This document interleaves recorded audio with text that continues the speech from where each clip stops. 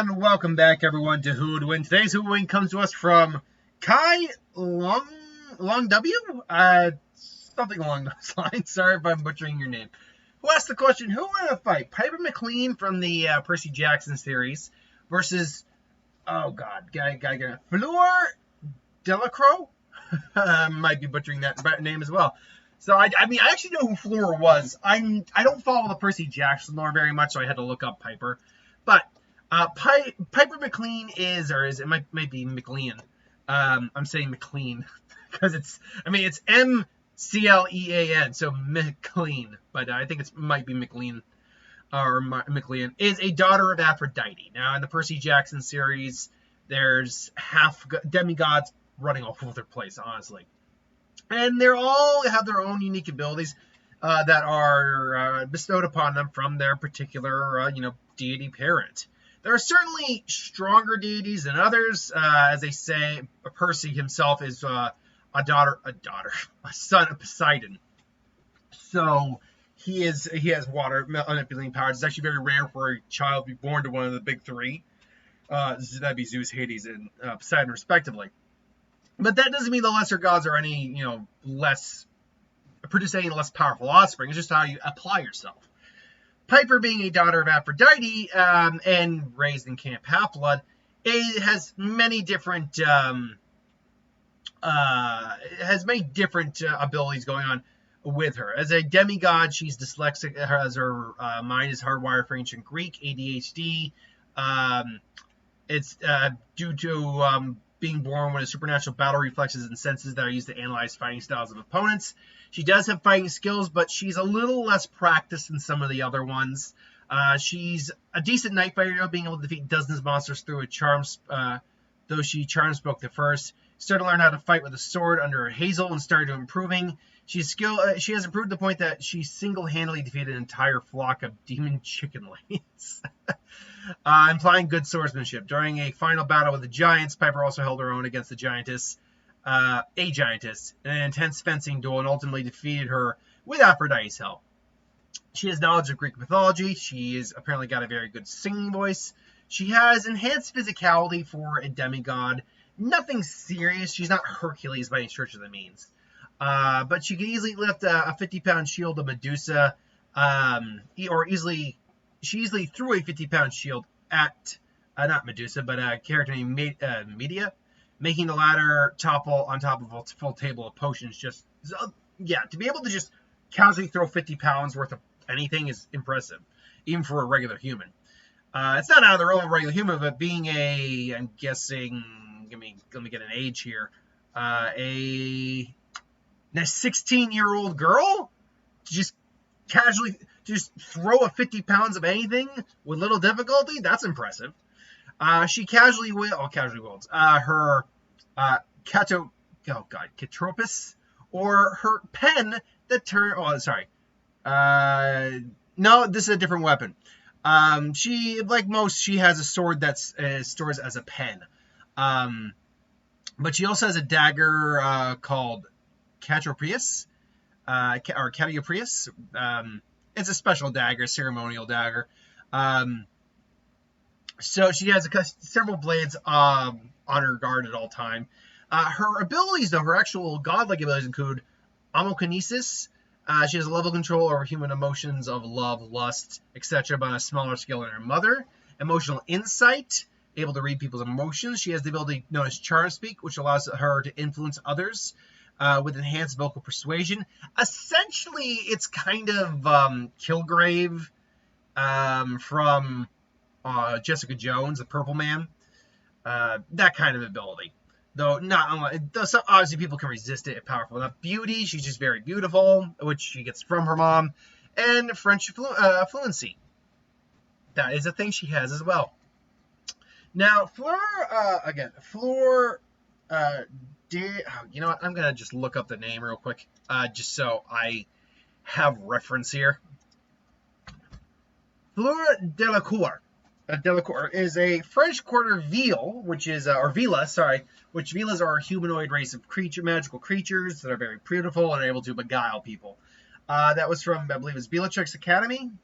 No, Bellatrix was the name of What was the name of the school she went to?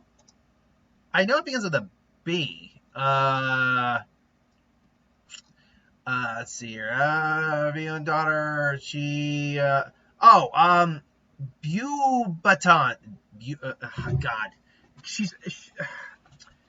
Beaubaton's Academy of Magic. I think that's where she's from. She attended 1944 to 1945 school year. She was. I don't know how to pronounce the name. Sorry. It's been a while since I read Harry Potter. In my head, back when I read The Goblet of Fire, which is actually my personal favorite book, with the Prisoner of Azkaban being the second. Prisoner of Azkaban I love so much because it has nothing to do with Voldemort except for one guy who worked for him. Like, Voldemort's not in this, and you know what? It makes it very compelling. It makes it very enjoyable to read. A little bit more slice of life compared to the rest of it. But I like the Triwizard Tournament anyway in the fourth book. Just like I dig tournament arcs in any style. But she was their champion. She was a powerful witch by all accounts. She was a powerful witch. She like many was capable of multiple magical spells with her wand. She's bilingual. Doesn't matter in a fight. Just fun to point out. She got skilled in household magic, things for making dinner and cleaning. She is a skilled duelist with her wand, able, as she has proven during the Battle of the Seven Potters. What the hell is the Battle of the Seven? Oh, that's where they disguise themselves as Harry. She is capable of using non-verbal magic, which is very important. It's a mark actually of a very powerful wizard to be able to just cast a spell without saying the name of the spell. Her big proficiency, though, seemed to be with charms. She was able to bewitch. She was proficient in both bewitch sleep and water making spells. In the second task, which was basically going to rescue people in the lake for mermaids, she used the bubble head charm successfully. As an adult, she just kept reducing non-corporeal Patronus and a mark of a superior magical ability and testament because the Patronus charm is hard as hell to use. And then she has Vela Attraction, which can she has the ability to attract men with her beauty. Now that we live in a much more, open-minded culture and all that, and just more accepting of all things, I wonder if, hypothetically, if she were, like, gay, would she have been able to attract women to her? Like, legit. I'm curious if the Vela abilities work on both sexes, or was it just men? And even if she wasn't gay, could it still work on a girl who was gay, for example, who suddenly found her undeniably attractive? I'll say this, and there's nothing against the actress, by the way, who played her in the movie. The way she's described in the book, she's practically like ethereal. Attractive girl. Don't see her as described. But that's just, like, no joke. If the actress who played Luna Lovegood had been maybe a few years older, I would have seen her playing that role more, because she actually has that more fey, elven quality I get when I think of Avila. But that's just, I don't know. Did you think she worked? I don't know. I thought she worked, just not quite what I was envisioning. But yeah, so I've already done Percy Jackson characters versus Harry Potter characters before. And honestly, thinking on it now, it's probably, I can see why they're paired against each other. It makes sense. The problem with Percy, and this probably should have gone the speed round, but oh well. Percy Jackson versus Harry Potter characters that, with the exception of the most powerful wizards in their world, or well, not the most powerful, but really high-level magic users. Dumbledore, Voldemort, that one random guy stirring the spoon in the, I don't even remember the name of it. Was it not Gringotts? It's a bank. Leaky Cauldron. The Leaky Cauldron. There's non-verbal magic, but then there's wandless magic. Magic you can just cast without even using your wand. And even Dumbledore, as far as we could tell, because I at least remember it in the movie, where in the third one where Harry was falling and he cast a spell just by holding his hand out, but he still said the spell. I don't recall a moment where he uses both no wand and no verbal command. I don't know if that's even possible in the wizarding world of Harry Potter. I think, But no, wait, I was about to say in his fight with Dumbledore, Voldemort did the giant snake thing for his hand, but he had his wand in his hand. I don't know. I'd have to assume that the combination of both is something that only a highest of tier wizards can do.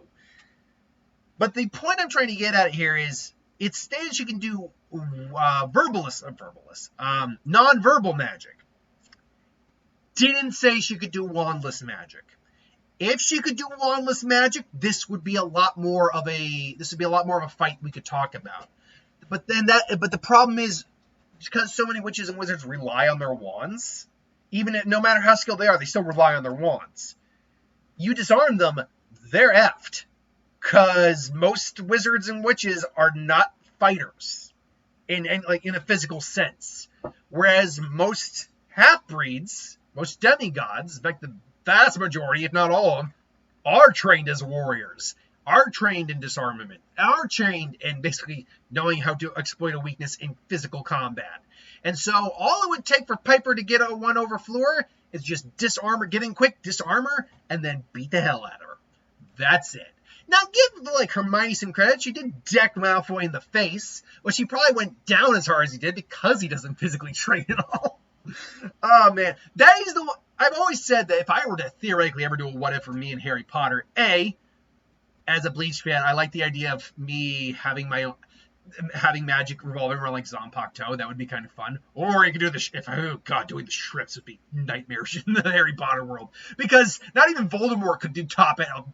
Honestly, most Bleach characters would clap the Harry Potter universe without too much difficulty. Even just lieutenant levels would clap the vast majority of the Harry Potter world. Even the strongest would not, because the Flash step alone lets you move at basically light speed. So you basically have to get a Harry Potter character who can react to that. And I don't think there is. Not even Voldemort or Dumbledore could. I digress. But beyond that, I think one of the things I would do is actually make me someone who actually does get engaged in physical combat. Like my magic, still use magic, but use it in a way that I'm like, hey, yeah, I summon a blade or whatever, and I just get in close and just wow, ow! I just hit my just wow, come in and just do whatever. That's kind of how there's certain self-insert, what ifs where I don't want to make myself the biggest badass in the universe, because that's not a fun story necessarily. Even if as well as I could tell, it's not necessarily fun. But then there's others, like maybe Harry Potter, or whenever I get around to the My Hero, that's going to be one where I'm a little haxed. Not true haxed, like I'm not the strongest guy in the universe, but haxed enough I could throw down with the heaviest hitters of the world. Naruto's another one where I kind of consider that, but I go back and forth. I teeter a little bit on that one, like a bit more balanced. I've already done the Dragon Ball Z. I won't do another self-insert for a while, just because it's not coming up in the book anytime soon. I digress. So, yeah, because they're just trained as actual fighters, disarming, physical combat, all that, they're really not good matchups for the Wizards. Unless the Wizards can basically get in either the kill or... the kill or... containment shot, I guess we'll put it. The put down shot, I guess. I know the word I'm looking for here. Not even disarm. The kill shot, or the winning shot, basically. The shot that would basically put them down, knock them out. The knockout shot. That's what I was trying to go with. The knockout shot. The kill or knockout shot. Unless they can get that in. And as far as we can tell, Fleur doesn't have a lot of spells under her belt that are really designed that way. And even so, a lot of spells like Expelliarmus might disarm, but other spells do seem to have like Stupefy actually has a trajectory. Like you can actually see it being launched, and it can be blocked. And so if it can be blocked, it can also be dodged. And we see that happen multiple times. So unfortunately, I think that Fleur is going to get pretty easily stomped in this fight. I think Piper would take the win. This is just my opinion, however. Let me know in the comments below if you feel different. And if you do, that's cool. But thanks for watching. Hope you enjoyed. Like, comment, share, subscribe. And I'll see you folks next time.